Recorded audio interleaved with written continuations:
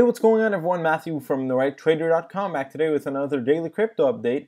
Today we're going to talk about some of the high Bitcoin price targets that have been going around. Some people making predictions of Bitcoin going above $250,000.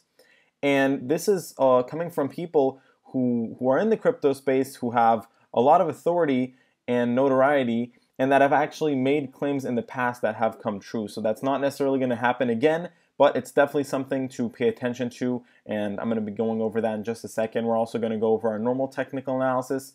Over the past 24 hours, a lot of cryptocurrencies have remained quite strong. We are somewhat mixed, but there's still a lot of green in the market, and as you can see, Bitcoin and Ethereum still doing well here over the past 24 hours, moving higher.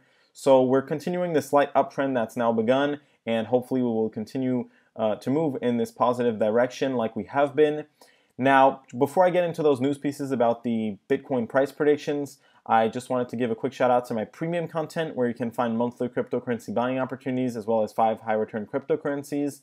And make sure to follow me on Twitter for live cryptocurrency market updates. Now, let's get right into these news pieces here. So first off, the crypto hedge fund Pantera Capital said that they thought that it was highly likely that Bitcoin would go above $20,000 this year. And for those who don't know what Pantera Capital is, it's basically the biggest institutional investing group in the crypto space out there. So they have, a lot of experience, a lot of knowledge in the space, and they've made predictions in the past that have come mostly true.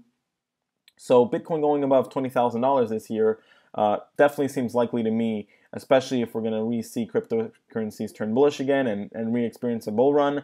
Getting back above $20,000 is definitely not impossible and seems pretty likely, even considering how cryptos are acting. We're not that far off from $20,000, and we've seen the strength that cryptos can have. Right, last year we saw those massive runs, and I think that we can definitely see a move above $20,000 this year.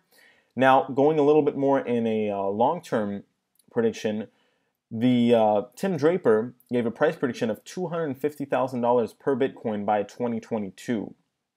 Obviously a very important person in the crypto space, and CNBC's Brian Kelly supported that price prediction. So that's obviously a little bit more of a bigger number here, but if cryptocurrencies and Bitcoin starts moving towards $50,000 and so on over the next year or so, then it becomes possible that we would reach a high figure like this. And some people have talked about this before, right? Bitcoin reaching those big numbers. So I'd be interested to hear if you think that's possible. Where do you feel like Bitcoin is heading in the future, both short term and long term? Let me know in the comments down below. But with that being said, we're going to head right into our technical analysis now. So as you can see, Bitcoin is still acting pretty strong here. We're now moving above $8,000, and we're actually getting back above our longer term uptrend line, which is a great sign. We really wanted to see this happen. Might struggle a little bit here with it, but for now it seems to be okay. We're pushing a little bit higher towards that upper Bollinger Band, and we do have a lot of resistance in this area, so I wouldn't be surprised if we pull back a little bit or consolidate. But for now, we still seem to be pushing a little bit higher, so that's good. As for the indicators, still holding up very well, and really over the past few days, we haven't seen cryptos act weak that much, right? We've really just been either consolidating a bit or moving higher, but we haven't seen any major drops like we were experiencing just a few weeks ago. So I do believe that we're really moving in the right direction here, and as soon as we're ready to get that next run up, I feel like cryptocurrencies will be able to capitalize on that this time around, now that we're out of the downtrend line, which is really what we wanted to see. So Ethereum has been experiencing a great buying volume, so good volume to support this move higher. Pretty much going up non-stop here. We're now back above $500. Our next bit of resistance is at $530. We're already pushing above that upper Bollinger Band, so who knows, we could see another breakout higher. That could pretty quickly push us towards $700 and above. But for now, we seem to definitely be moving in the right direction. Indicators looking great here. Really strong run up on all indicators. And if we do pull back, we could till the uptrend line, but I don't really see us, having any kind of major drop. I feel like we're going to be able to hold up pretty well here, and definitely could see Ethereum even start to break out a little bit higher. We have a pretty big gap all the way from $500 up until $600 and $700. So there's definitely room to move higher here without too much resistance now. Let's take a look at Litecoin next. So Litecoin is in a little bit of a different situation. Its Bollinger Bands are contracting towards the price, and it's still not out of its downtrend line. What that means is we could still see Litecoin consolidate a little bit more. And right now, we did move a bit higher. Who knows, maybe we could break out of the downtrend a little bit earlier than expected. But what I think is most likely, I'm going to go ahead and change the color of our downtrend line here. And as you can see, actually, let me put these both in purple. It'll be easier to get an idea of what I'm talking about. But we actually do have a symmetrical triangle formation on the Litecoin chart. And that is in between these two pink trend lines. So basically what that means is usually with this formation, we come towards the end of it and break out. As you can see, the end of this formation is actually a little bit lower towards $100. So I'm not sure if Litecoin is going to go down to $100, to be honest, at this point, right? Cryptos are pretty strong right now. So I feel like we should be able to move pretty decently, hold up basically, and horizontally break out of this downtrend line. We may not see a huge run up just yet, but definitely see us breaking out of the downtrend line in a horizontal manner, staying pretty flat, and then coming back up after that. Let's take a look at Nano. Nano been consolidating between 70,000 and 80,000 satoshis. This should continue a little bit longer until we see a break of 80,000 satoshis, which would then push us up to 100,000 satoshis. But for now, probably a little bit more consolidation is needed. Let's take a look at Ripple next, see what's happening.